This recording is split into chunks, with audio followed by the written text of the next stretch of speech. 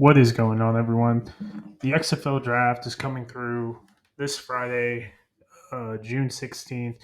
It's going to have some pretty awesome stuff. It's going to be another piece of our 2024 XFL season coming in. I know there's been a lot of controversy and whatnot. The draft on Friday is going to be a rookie draft. What that means is it's going to be XFL players, or excuse me, 2023 draft eligible players who have not received or been signed by any team, whether it be the USFL or the XFL. It's going to have 8 rounds, or excuse me, 10 rounds with 8 players, so 80 total players. Got to be eligible for the 2023 uh, NFL draft. Drafted rookies. It's not going to be a live draft. They're going to start on the 16th around 11. And what happens is they're going to be placed on the reserve list or the roster. Remember, the rosters are getting expanded from 51 to 90, and the teams are going to hold the rights. Now, a big thing about these players is that they'll have an NFL out until Tuesday, December 26th, 2023, which is at the conclusion of week 16.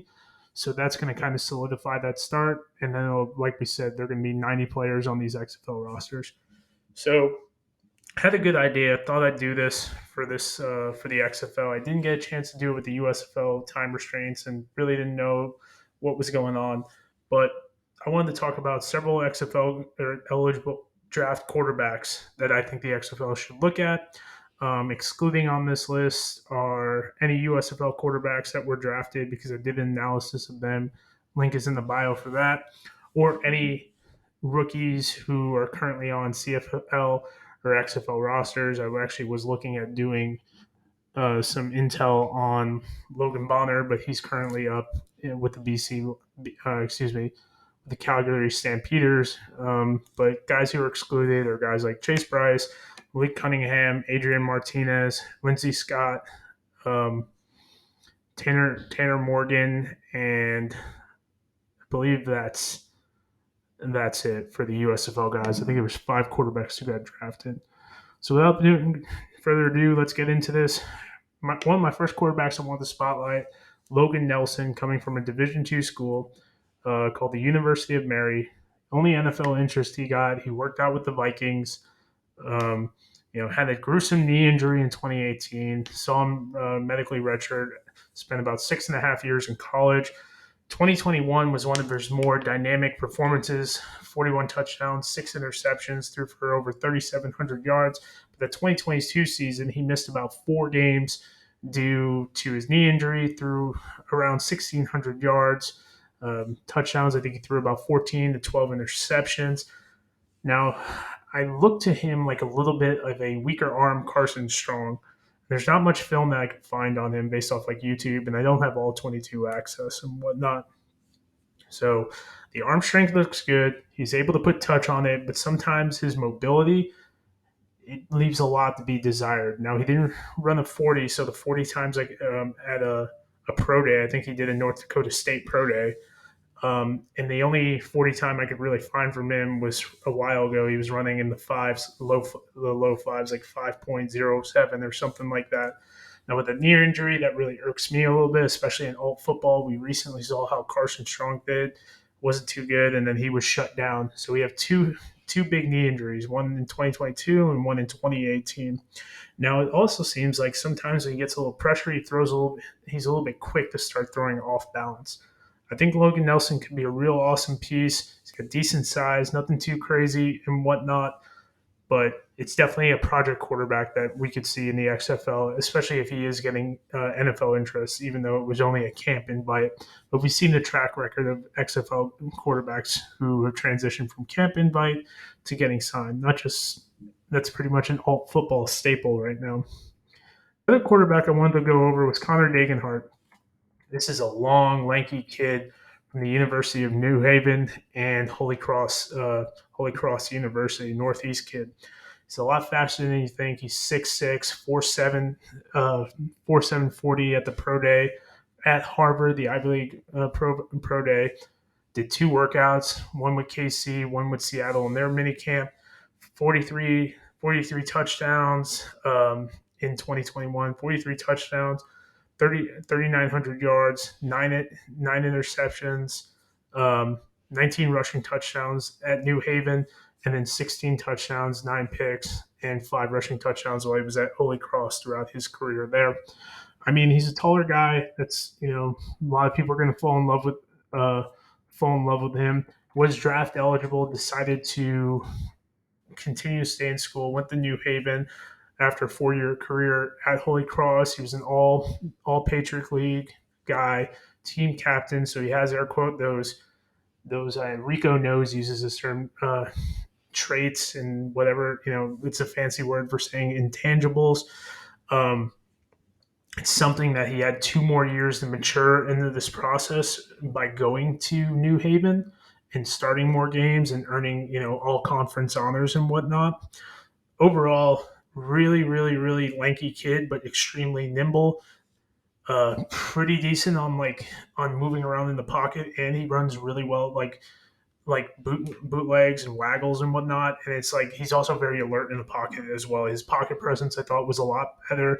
Timing on route, it seemed like he's throwing the ball, right when he should. A lot of these alt league and lower level quarterbacks, they're waiting for the breaks to come in. It seems like he's hitting the receivers on the breaks. Big thing of his play action and whatnot. Did it pretty, and I saw this a couple of times. He did a good job of selling that fake a little bit more and reading out his fakes and whatnot.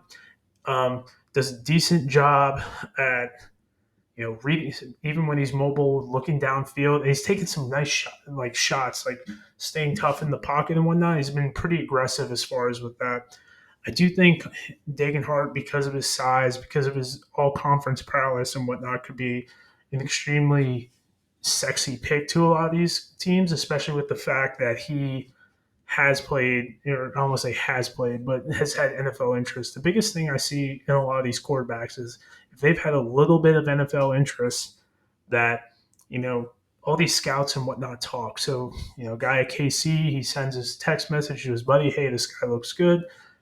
Let's see what's going on in the XFL." Dagenhart is one of those guys.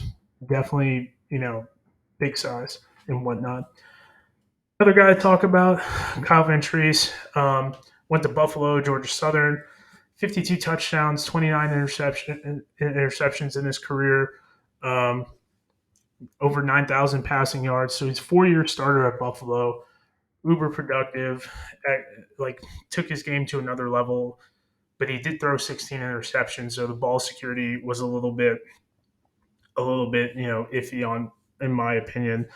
29 touchdowns, 16 interceptions while he was at Georgia Southern. So he went to Buffalo for 4 years and then started at Georgia Southern. Looks really patient in the pocket. Really like what he's saying. It seems like he understands. I see him reading the whole field. It looks like he's allowed to make a decent amount of checks and calls at the line. Touch looked okay. Quick. The release I thought was okay. Decent amount poised under pressure. And the only thing, I feel like sometimes he overthrew his deep balls a little bit, which is good. You always want to miss high, miss low, and his mobility is a little bit less than desired for me. But I mean, able to do the scrambling and whatnot. He only runs a 4.9. It depends on what type of offense and whatnot, but he doesn't do the best job at making making guys miss while in the pocket just enough to push off. Really looks like kind of like an Eli Manning speed sometimes when he takes off, like Jimmy G, stuff like that. John Bogle and I talked about him a little bit. Plays a lot like Jimmy G. Arm strength was okay. It's the biggest thing for me is going to be his ability to evade rushers and whatnot. And once you get that pressure on him, is he going to be able to make good decisions? He did go a lot to his underneath routes in college. That was something I really, really like that. It also feels like a big negative I saw with him is a lot of his receivers were having to adjust the ball. And while he does do a good job of reading the whole field, sometimes on certain calls, and this might be a coaching point, is that when he's told, "Hey man, you got to go to the X receiver," he stares it down, and that moving his head takes a little bit of time. But he does move. He does move. He does move his feet. He does scan the whole field. Now, it was you're kind of looking at it, in my opinion, like what are we doing as far as you know the change from Buffalo to Georgia Southern. I personally think some of these schools in the South are always playing better football than in Mac Nation. I know that might be a little bit offensive, but you did see that because obviously the interceptions went up, he's passing more and whatnot, and there's also the increase of pass rushers, which really showcases weakness as far as moving around and whatnot. Overall, footwork I think is okay. I was reading some reports where it says his footwork's real jacked up. The only one of the things I saw personally was that it's kind of like a little happy feet and whatnot. But uh, in the end, I thought he was a pretty solid quarterback. Really liked what he was doing, and I definitely think he deserves an opportunity to play at the next level. Coming in, or not coming in, excuse me, another quarterback to look at is a guy, Rocky Lombardi from Northern Illinois, Michigan State. First, I found about Rocky Lombardi is that MAC championship where he scored 3 touchdowns on the ground and was giving me a little bit reminiscence of Jordan Lynch when he played there. Started 9 games at Michigan State, transferred to NIU in 2021. Kind of to me, never really wowed me outside of that MAC championship. He did finish his college career with 51 over 5,100 yards, 31 touchdowns, 24 picks, 10 rushing touchdowns. A lot of those came in 2021. He had 9, but granted, a lot of people thought coming in to Michigan State, this guy would be the next level.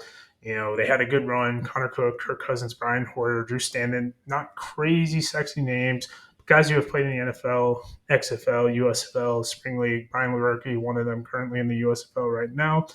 Good thing is he is a pretty patient guy. Does the little things right as far as able to dump the ball off and whatnot. Seems smart. Seems like he knows football. I saw a good spotlight on him, in which his parents have, or his father especially, really coached him to be a quarterback, and does a good job of throwing the touch on the passes and whatnot. I think a team like even DC can take a look at him because I do feel like he is able to kind of move off the play action a little bit, but he's not a crazy speed driven guy. That's why either DC, San Antonio, Jack Cohn really uses dump offs a lot. Obviously, a guy like Jordan Ta'amu had way more arm strength than this dude. So, big thing about him, came out of Michigan State pretty hot, kind of leveled off of those 2 years, showed a lot of flashes in that MAC championship. But overall, let's see what happens with that. Some scouts said that he had a lot of issues as far as his ability to throw on the run. I think a lot of quarterbacks do. Um, so I mean that's their thing. When I was doing my little bit of film on him and whatnot, just kind of wish I saw a little bit more as a runner, especially coming from uh from Northern Illinois with that Jordan Lynch connection. This is a guy I really wanted to talk about for a while. His name's Corey Curtis. If you've seen him on social media, you know he's a grinder, right? Played at Ohio State, Bryant, and Gannon. Son of a coach. Has went through 3 colleges and whatnot. Walked on at Ohio State. Transfer. He was a Harlan Hill. Harlan Hill finalist for Division II at Gannon. Or excuse me, at Bryan. Did pretty okay there at Gannon. Really took off. I see this guy playing at San Antonio, Arlington, or Orlando. Big thing on him is some people are going to say his mobility. A lot of people can compare him to Big Ben, and whatnot. I know this guy's been working. I know this guy's been doing as best as he can to fix his footwork, fix his throwing platform. Mechanics are a little bit jacked up, but the arm strength is there. A team like San Antonio, Arlington, or even Orlando, who wants a big-bodied guy with a ton of arm strength, should look at this dude. Like I said, not the most mobile. That's going to be a big thing for him. Can he throw on the move? Is he going to keep within himself? Is he going to have a decent platform when rolling out? But regardless, Corey has a little bit of a background, a little bit of that prowess, and had 2 great seasons at Gannon, where he threw for over 5,000 yards, 47 touchdowns to just 11 interceptions and 2 picks. Really felt like he was a fringe guy for the USFL draft. Let's see what happens in the XFL. Another guy, Spotlight, I had the pleasure of talking to him a little bit. Fred Payton Jr. He's been the Mercer in Coastal Carolina. Started at Coastal, started 11 games, split time with Grayson McCall. Threw for over 2,300 yards, 21 touchdowns, into 11 picks. Transferred to D2 Mercer, where Harrison Frost left, who plays for the XFL Seattle Sea Dragons, and he ended up setting school records in single season passing yards, over 3,000, passing yards in a game, 514, passing touchdowns in a game with 5 passing touchdowns in the season, and then finished up his career 47 touchdowns, 4,600 yards to only picks. Kid's playing in a lot of different systems. Something him and I talked about and whatnot. Improved last year tremendously in his ability to take sacks, as the whole team only gave up 11. I've heard some things about the 40 time. Some things have him at 4.7. At the Kennesaw State Pro Day, he ran a 4.9, which is a little bit slower.